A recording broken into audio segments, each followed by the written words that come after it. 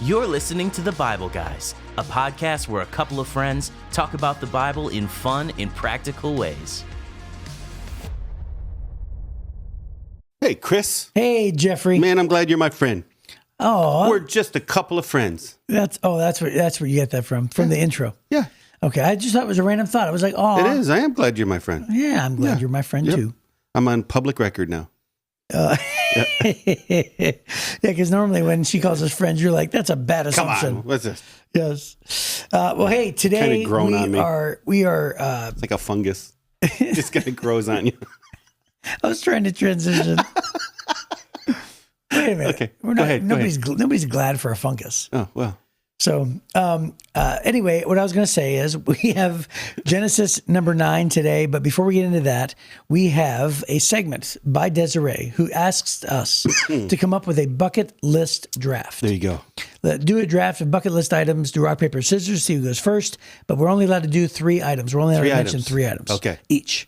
So do we have to do rock, paper, scissors 3 times, or do we just do it one it time? just says and then... to see who goes first. Oh, to see who goes first. Okay, ready? Rock, 1, 2, paper, 3, scissors, shoot. go. Oh, both of us scissors. Rock, 1, paper, 2, 3, scissors, shoot. I got a rock. He got scissors. That's like one of the first times I beat you. I know. I know. I was trying to think backwards of what I normally would do That's to funny. get you. Okay, so I get to give my first one. Yes. So I have a list. Do you have a bucket list? I do not. I do not have an actual list, but just a moment ago, I was surprised to see that you actually made a list. I have 56 things on my list That's that incredible. I made several years ago, and I've checked 2 of them off since I made them. So I have 54 things left. You better hurry. No, I'll just give you one here. I mean, you better hurry to Oh, get I know, them all I know. done. And these are all hard, too. So I'm going to age out of a bunch of these. I was going to say, you're on the back 9 here. One of my top bucket list things is I want to trek to Everest Base Camp. Okay. That's like a 10-day hike Yeah. from Lhasa up to... Is it up your to base birthday camp. coming up? Yeah, just Friday. Yeah, Friday Yeah, coming Friday. up. Yeah. Just a couple days. By the time after they listen, I will have already turned 53. Yes. So I've only got a few more years on that. And I got a knee that's kind of tricky, so I'm going to have to get that fixed in order to be able to do that one. So there you go. That's one. I want to do that. All right. Yeah. So mine is what we mentioned a few days ago, shark cage diving. Yeah, that's on there too. That's number 4 for me. Yeah, so I want to go into a cage and I want to see sharks. I would be scared out of my living mind. Wouldn't it be cool though? But I as long as the cage was, Sturdy. because there are cages where sharks can slip through. Sometimes that hahappens. Yeah, and so I do not want that And it'd be like, experience. "Rah, rah, rah, rah." Right, It'd be like breaking into a Happy Meal box at that point. right. Just be okay. Let me see. I want to ride the Orient Express. Wow. Yeah.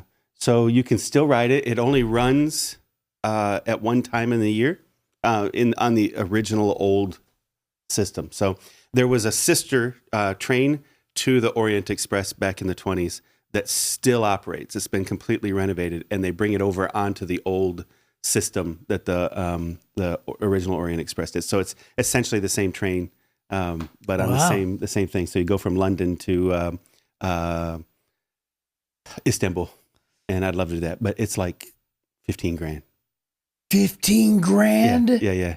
Holy you can spend more Christmas. than that, but yeah, it's super expensive. So Wow. I'm gonna have to sell a kid or something to get that. Wow, Yeah. that's a bucket list and a half. Okay. I would like to ride, and this is a very simple one actually compared to that. I would like to ride in a helicopter over the Grand Canyon. Oh, that's in one of mine too. Yeah. Actually, I've heard of people going down into the Grand Canyon with donkeys and things, and that sounds like not fun for me. I've heard about literally. I was like, "Well, tell me, how was it?" And people are like, "Nah, not really." So I just think I want to appreciate its beauty from an aerial view. Oh yeah, wow. Have you been in a helicopter before? Yes. Yeah, that's fun. I like those. Okay, so I had that one on mine too. I'd also like to do a Route 66 road trip. Oh yeah. From Chicago all the way to Route California. 66. Would it be fun? Yes. Yeah, I'd like to do that. We should do it. Let's get a cool car and let's just do like a man trip for what it'd take us. It's what, 3,000 or 4,000 miles, 5,000 miles. I would like to do that on a motorcycle. Yeah. Yeah, that'd be fun. That'd be fun. That'd be all really right, fun. we should do it. And then my last one that I'm going to choose is I think I would like, so a long time ago, like 10 years ago, maybe 15 years ago, I saw an advertisement for, those huts in like crystal clear blue waters, like in the Maldives and things like that, Well, there was a hut where a guy, the house, the little hut was on stilts, and he actually swam into his living room. Oh, yes. Right, where he actually can, swim and then just walk right up into the commons area of the living room. Yep, I've seen those. I thought, I want to rent a hut where I could literally be in my living room and then just right in the center of the living room. Go swimming. And then go out. Crystal blue water. And then come back and walk into my living room. Yeah. That's in the Maldives. Yes. And I thought, I want to do that. Okay. You have to do it. All right. I have mine are weird ones too. I want to ride a horse and sleep in a yurt in Mongolia. Wow. I would never do Wouldn't that. that be neat? You talking about the yurts that are really, really high? The yurts are they're those round tents that they carry around with them. I thought you meant one of those little slingshot no. Like, what do you call them? The hammocks. Hammocks? Yeah. No. The kind that you hook up against mountains? No, in Mongolia, they're famous for riding on horses, and their homes are really, really sturdy, but they wrap them up and carry them and set them back up again. Okay. Yeah, your tent like that. I got a bunch of those. I want to sleep in a tent in the Sahara in Mongolia. I want a grand tour of Europe, which I'm going to try to check that one off this year. Wow. So, yeah, a lot of neat stuff. Well, I want to trek for gorillas in Rwanda. Come on. No, I'm not joking. It takes a long time to get out there, but I want to. You can die. Well, I almost had that happen. So I was at a meeting with the president of Rwanda, and his chief of staff was sitting across the table from me. And she said, "So have you guys gone to see the gorillas?" I said, "No, I wanted to, but it was so expensive, we couldn't do it." She goes, "Okay, hey, let me get a card. I'll just send you on my helicopter." And she's going to send me on the president's helicopter out to me and Chad, out to go see him. And just as she was digging through her purse, the president walked up and called her over. And she went, "I'm so sorry." And she left, while her hands were in her purse looking for her card to send us on her helicopter. So I missed it. And so ever since then, now I'm just in agony about it. Every time I think about it, I missed it by seconds. You missed it by that much? Yeah, just seconds. Wow. Yep. Wow. Yep. Well, I'll tell you what, your list is way more exotic than me. That's what I was saying. I got to hurry. I'm going to be 53 in a couple weeks. So I've got a window here. I got to close the gaps on some of these. So I got 54 of those. Real quick, 30 seconds. Mm-hmm. So my brother Tommy wanted to grant wishes to my parents who are aging. They're in their mid 80s. And he said to my mom, "What's one thing you want to do before you leave the earth?" And she said, "I want to go to Italy because we're Italian." Oh, that's awesome. So he took her to Italy. Well, then he asks my father, because he went around and asked his stepmother and all this, or his mother-in-law. Anyway, they all had something. And my father's request was he wanted to see the Statue of Liberty. Well, we've done Muriel's thing. Tom did my mom's thing. Well, now we're taking a trip this summer with my dad to go see Statue of Liberty. Oh, cool. And my dad says, "I can't believe that everybody else asked for things out of the country and I just chose New York." He goes, "If I would have known," he said, "I would have chosen something more exotic, that's than funny. A 3-hour drive." It's pretty great, though. Yeah, it is. It's a moving experience. So yeah, you guys are going to do that this summer? Yes. Oh, good for you. Yeah, it's really cool. Good for you. Yeah.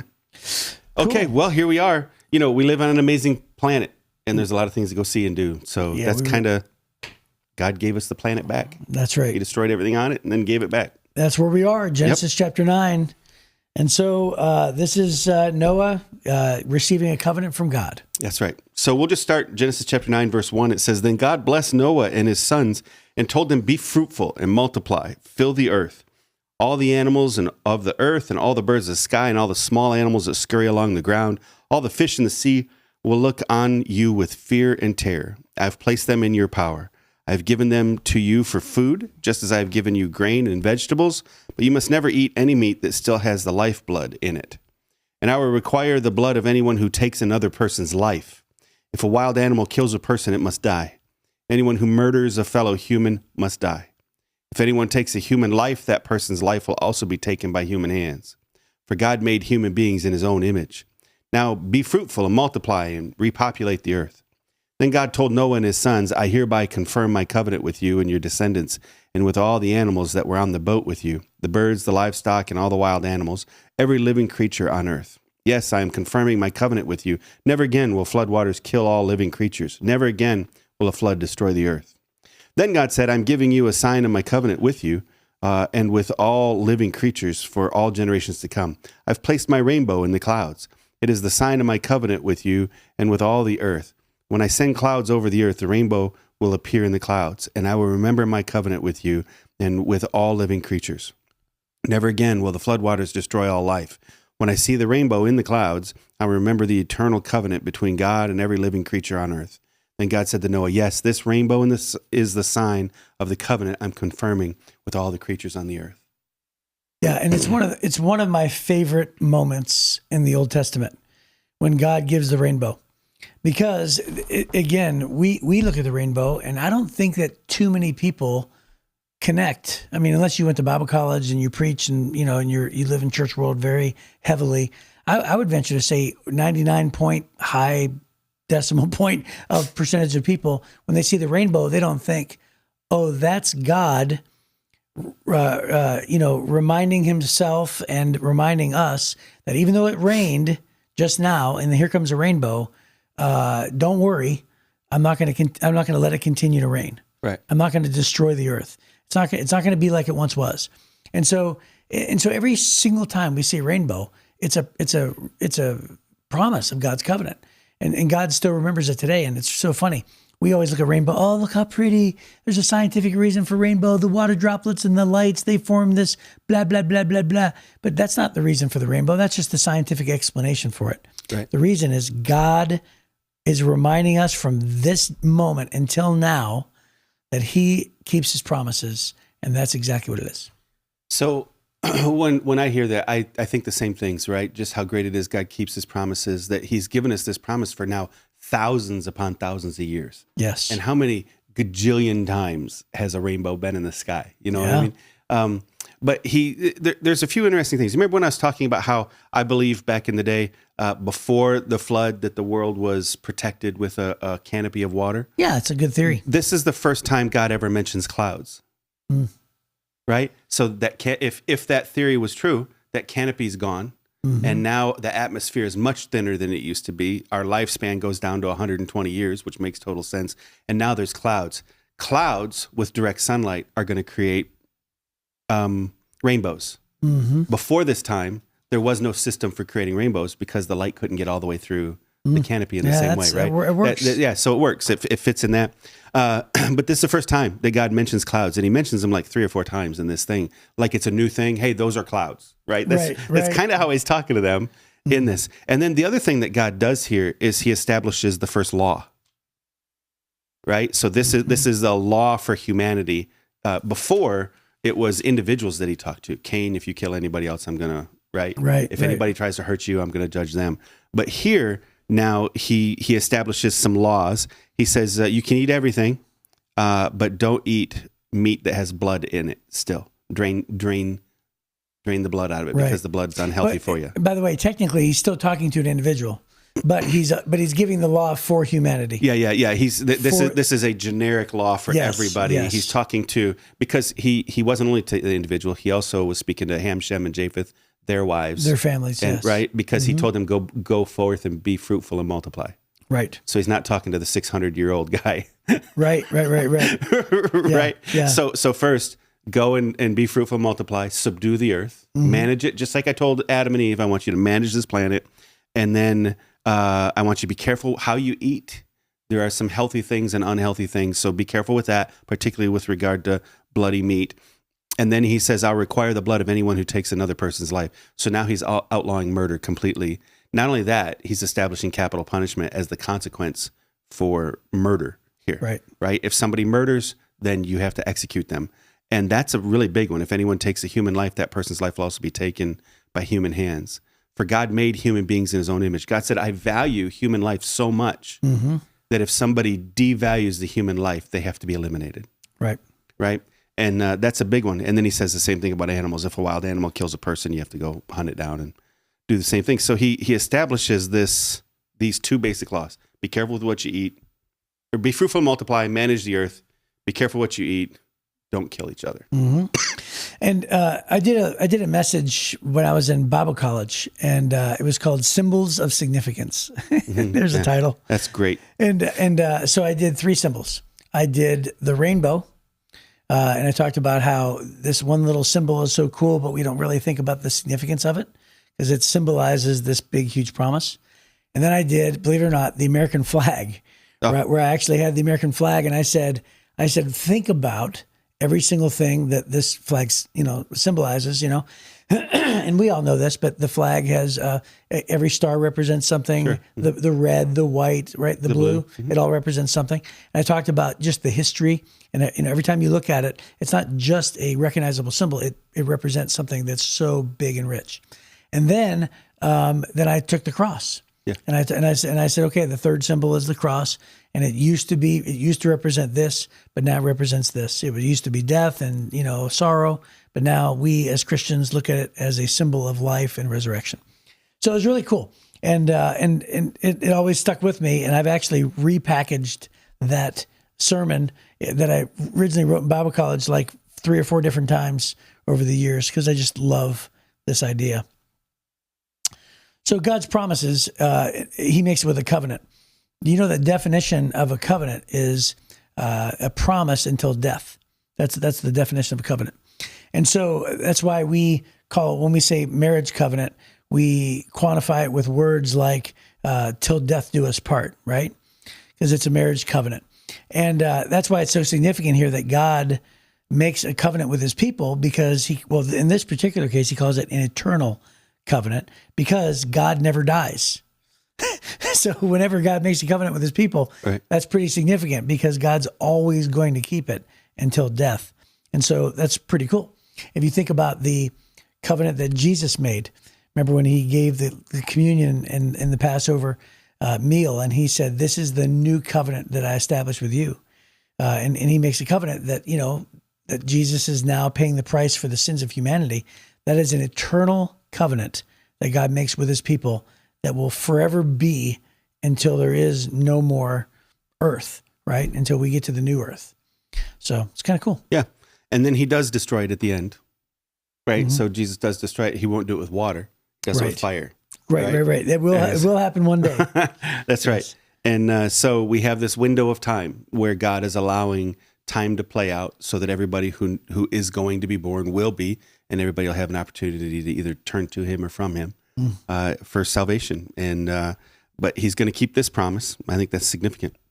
Hey, by the way, before I forget, I've thought about it like 5 times during this podcast.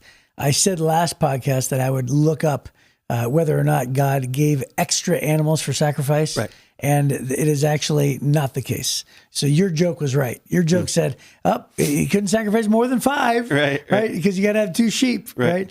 No more than 5 sheep or 5 doves. Right. Couldn't sacrifice more than 12 actually, but yeah. Yes. And actually I was looking at Genesis chapter 7 where he gave the instructions. That's where I thought it was. And he says, take with you 7 pairs, male and female. And then he says, of each animal I have approved for eating and for sacrifice. And so I thought, I was picturing in my mind, he's setting aside animals for sacrifice that are extra, but he's saying, no, of those 7, I have approved some for eating, some for sacrifice. Yeah. Well, they could eat the ones that could be sacrificed. That was legally allowed, both in the law and I think in that time. So yeah. Anyways, I thought that was interesting. We went back after the episode was over and dug around a little bit, tried to figure it out. But yeah. I don't want to say I was right because that would be really whatever, rude. Dude. Really I don't do that when I'm right. I don't want to take credit at all because that would it would lack humility.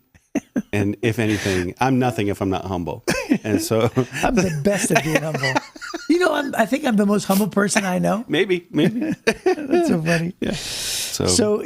So this is a great moment for humanity.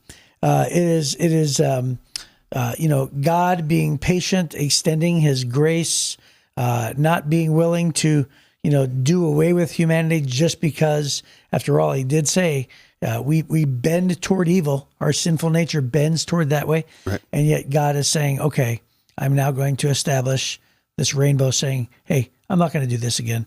And then eventually, he sends his son. And so again, I talked about last time when God built the altar and made the sacrifice, how it was a foreshadowing of Jesus. You can connect the dots in some ways.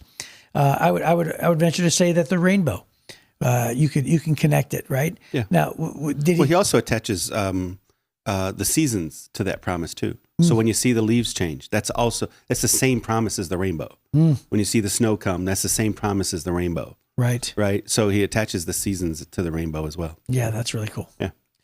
Well, I think that looks like almost Seems our just like it. time. Yeah. Is there any other application that we can take away from? That's it. There's nothing else in there. We've mined it thoroughly. We've mined it thoroughly. That's it. All right, very good. All right, well, that looks like our time, and we will see you hopefully tomorrow on the Bible Guys. Yeah.